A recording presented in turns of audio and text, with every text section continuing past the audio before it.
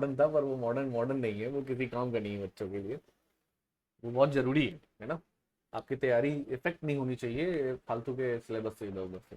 ठीक है, चलिए, पूरी कोशिश है शाम तक वो चेंज हो जाए, सर बोल रहे हैं, हम देखते हैं हो जाएगा। ठीक है, आप लोगों को थोड़ा आसान भी रहेगा ना, जो थर्ड ईयर वाले हैं, कैसा रहेगा आप लोगों के लिए। तो आप खुद देखिए, यूपीएससी का सिलेबस देखिए, पीसीएस का सिलेबस देखिए, और लिटरली उसके लिए कंटेंट अवेलेबल नहीं है मार्केट में। जितने भी इजी नोट्स आ रहे हैं या जो कुछ भी आ रहा है, वो social and economic history of medieval India से ही रिलेटेड आ रहा है। वो बहुत आसान है, बहुत ही ज़्यादा आसान है। आपको पॉलिटिकल हिस्ट्री आती है, बस रिवीजन करना है, काम हो जाएगा। ठीक, चलिए। तो हम लोग बात कर रहे थे एनालाइज करने को कह रहा है। देखिए, एनालाइज करना है क्या, रिजल्टेंट को एनालाइज करना है। तो उसको हम क्या करेंगे, एट द एंड क्या है कि भाई बैटल ऑफ प्लासी खत्म हुआ, उसके बाद जो है बंगाल में लूटपाट चालू हुई। ठीक, ये इसका वन एंड ओनली रिजल्ट दिखता है हमको, या आप कह सकते हैं कि एकदम कंक्लूडेड रिजल्ट दिखता है। लेकिन इसको हम वेरियस पार्ट्स में डिवाइड करेंगे और फिर इसको एक्सप्लेन करेंगे। तो जहां पे एनालाइज करने को आता है, तो वहां पे हमें क्या होता है, जैसे अभी तक क्या था कि एक्सप्लेन कर रहे थे, हमने क्या किया कि एक ऑनियन लिया, उसको धीरे धीरे खोलना चालू किया। ठीक, और हम उसको धीरे धीरे लेयर बाय लेयर बताते चलेगा एक्सप्लेन करने को। एनालाइज करने में क्या है कि हमको साथ में थोड़ा सा हिस्टोग्राफी का इनपुट कहीं कहीं हो सकता है देना पड़े, और एक्सप्लेनेशन में हिस्टोग्राफी इनपुट नहीं देना पड़ता है। बहुत माइन्यूट सा अंतर है। ठीक, तो चलिए आगे देखते हैं क्या लिखा हुआ है।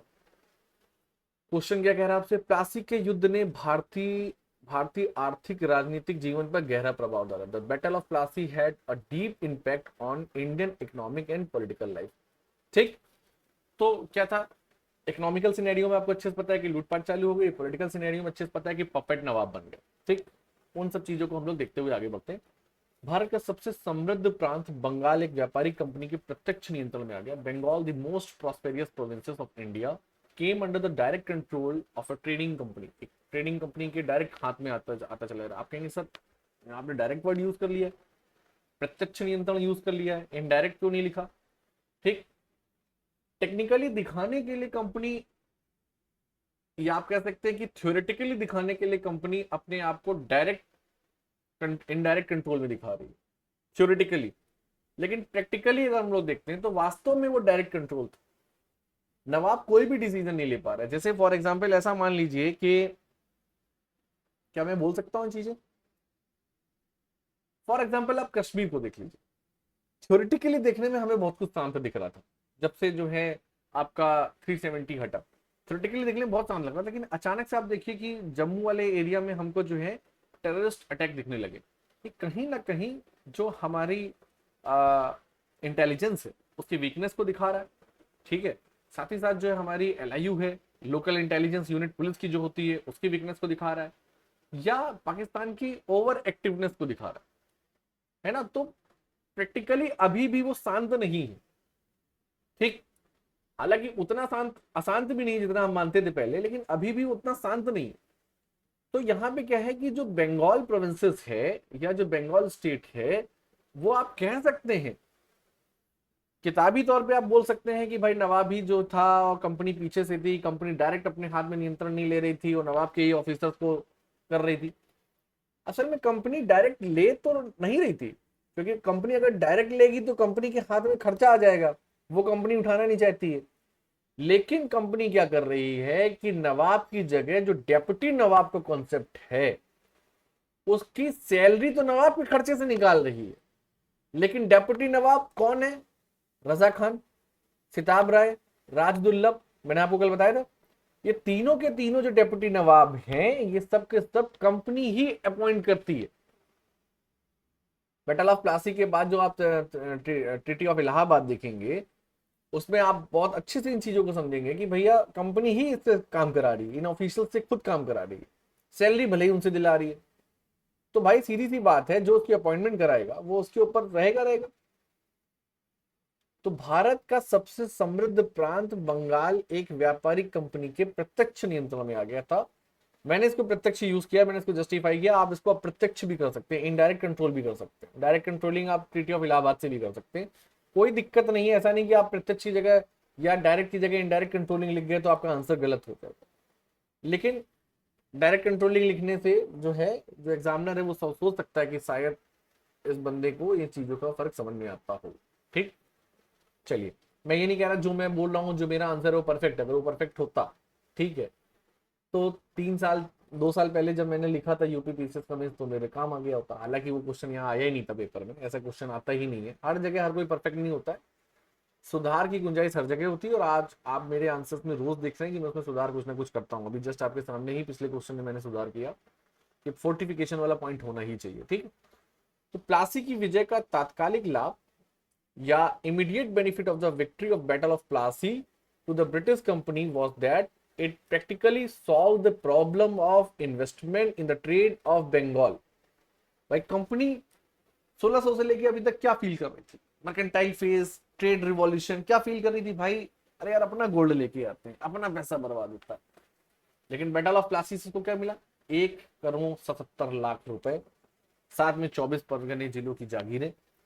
तो प्लासी की विजय का तात्कालिक लाभ ब्रिटिश कंपनी को यह मिला कि इसने बंगाल के व्यापार में निवेश की समस्या को आंशिक रूप से खत्म कर दिया। पूरी तरीके से जो परमानेंट सेटलमेंट चालू होगा तब खत्म होगा, या आप कह सकते हैं कि इलाहाबाद की ट्रीटी चालू होगी तब खत्म होगा।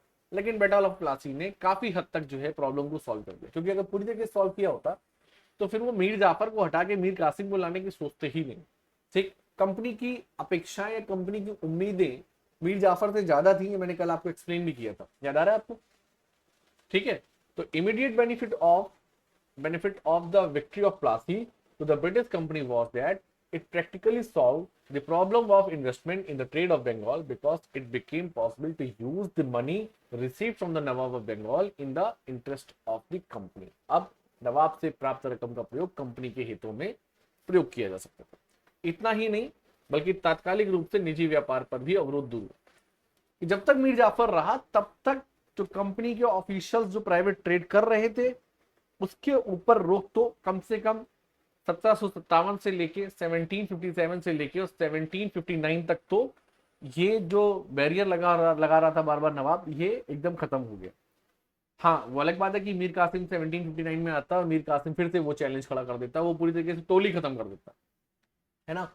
तो ये भी तो एक इमीडिएट रिजल्टेंट है ना। Not only this but the barrier of to private trade were also removed in the immediate term. यहां तक सबको क्लियर हो रहा है, सभी बच्चों को यहां तक क्लियर हो रहा है, वॉइस आ रही है सबको मेरी, ठीक। अगली लाइन देखिए क्या कह रहा है कि फिर बंगाल में अपनी विशिष्ट स्थिति का लाभ उठाकर कंपनी क्या किंग मेकर की पोजीशन में आ चुकी है। तो विशिष्ट स्थिति उसकी क्या है, किंग मेकर की पोजीशन में, ठीक। By taking the advantage of its special position in Bengal the company could keep its other European rivals away and could also establish better control over the craftsman and the artisan of Bengal. कल मैंने आपको बताया था कि company जैसे ही battle of Plassey जीतती है, अभी तक कंपनी नवाब के जुरिडिक्शन में जब तक बंगाल रहा तब तक कंपनी इंडियन आर्टिशियन से या जो क्राफ्टमैन है, जिसका हस्तशिल्पी कारीगर जो हैंडीक्राफ्ट वगैरह बनाते हैं, इनके प्रोडक्ट को परचेज करती थी और एक एरिया से दूसरे एरिया तक ले जाती थी। टोल प्रॉब्लम होता था तो टोल उनको फ्री मिल जाता था, ठीक। लेकिन जब कंपनी बंगाल में डायरेक्ट कंट्रोल पे आ जा रही है या इनडायरेक्ट कंट्रोल पे आ जा रही है तो वो क्या कर रही है कि इन आर्टिशियंस का माल लूट ले जा रही है, और साथ ही साथ जो इनके यूरोपियन राइवल्स हैं जैसे कि आपका फ्रेंच वगैरह हैं, इन सब के ऊपर भी इजीली प्रेशर बना ले रही है क्योंकि उसकी किंग मेकर की पोजीशन। क्या ये लाइन क्लियर हुई आपको, सभी बच्चों को ये चीज क्लियर हो रहा है, वॉइस आ रही है, ओके। फिर देखिए अगला क्या कह रहा है, सिर्फ भारत में ही नहीं वरन चीनी व्यापार पर भी कंपनी की बेहतर पकड़ बनी। असल में बंगाल से अफीम जो एफीम है, आपका ओपीएम जो है, मैंने आपको एक बुक बताई थी अमिताभ घोष की, सी ऑफ पॉपिंस, उसमें ये चीज निकल के आती है। आप ब्रैकेट में अमिताभ घोष का रेफरेंस आप दे सकते हैं, यहाँ पे नहीं दिया गया, आप दे सकते हैं, है ना। कि जो चाइना जो था वहां पे आप कहेंगे सर बंगाल से चाइना, जरा बंगाल को देखिए। आपने बंगाल में चिकन नेक वाला एरिया देखा, दार्जिलिंग वाला एरिया देखा,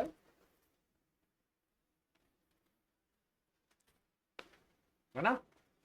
तो दार्जिलिंग के बगल में भूटान है, डोकलाम है, उस एरिया से नाथुला पास वगैरह से निकल के, नाथुला पास का भी खोज किसी अंग्रेज नहीं किया था क्योंकि वो चाइना जाने का वो शॉर्टेस्ट रूट ढूंढना चाहते थे तिब्बत होते हुए, ठीक है।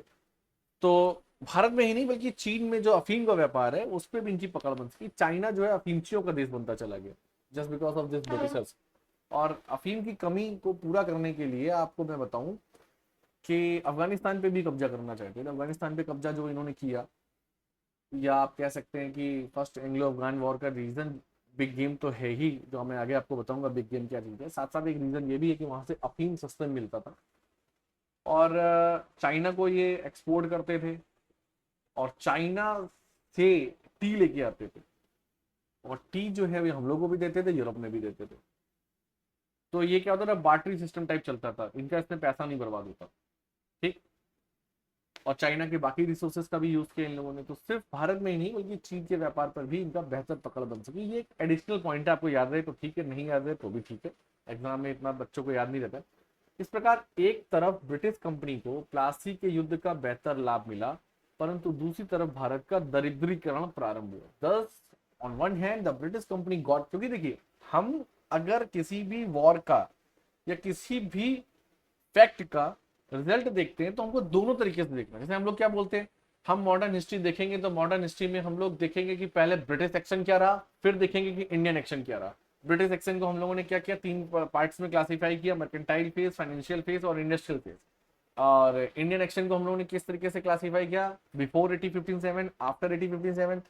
बिफोर 1857 में भी हम लोग उसको फर्दर क्लासिफाई करते हैं, किसके लिए, एग्रेरियन मूवमेंट्स को देखते हैं, ट्राइबल मूवमेंट्स को देखते हैं, 1857 का रिवोल्ट देखते हैं।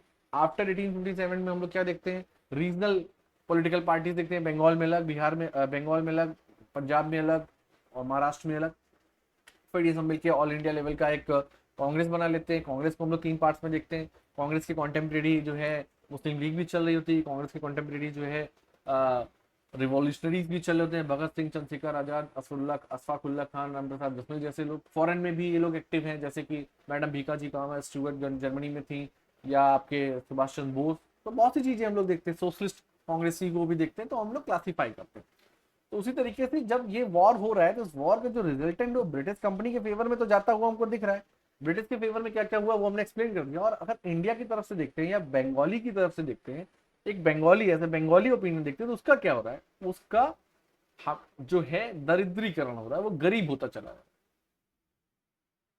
यहां तक सबको समझ में आया। तो ड्रेन ऑफ वेल्थ यहां से कहीं ना कहीं स्टार्ट होगा, यहां समझ में आया। यहीं से धन यहीं के धन से यहीं की वस्तुओं को खरीदकर यूरोप में बेचा जाने लगा, जिससे धन की निकासी शुरू हो गई। क्या ये चीज क्लियर हुई आपको?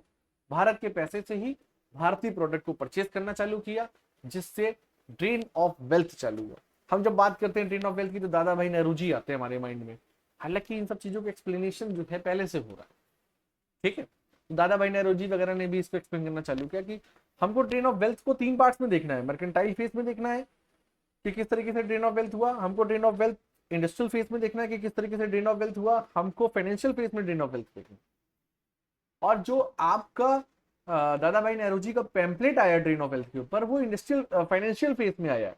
उसके पहले के फेसेस की चर्चा उन्होंने भी करी है, इकोनॉमिक हिस्ट्री ऑफ इंडिया पे रजनी पामदत्त ने भी चर्चा करी है। तो ये सब चीजें कंक्लूजन वहीं से आ रहा है। क्या ये चीज क्लियर हुई आपको? आपसे पूछ रहा है कि प्लासी के युद्ध के परिणामों का विश्लेषण करें, आपने इसको एनालाइज कर दिया एकदम। क्लियर हो गया चीजें आपको?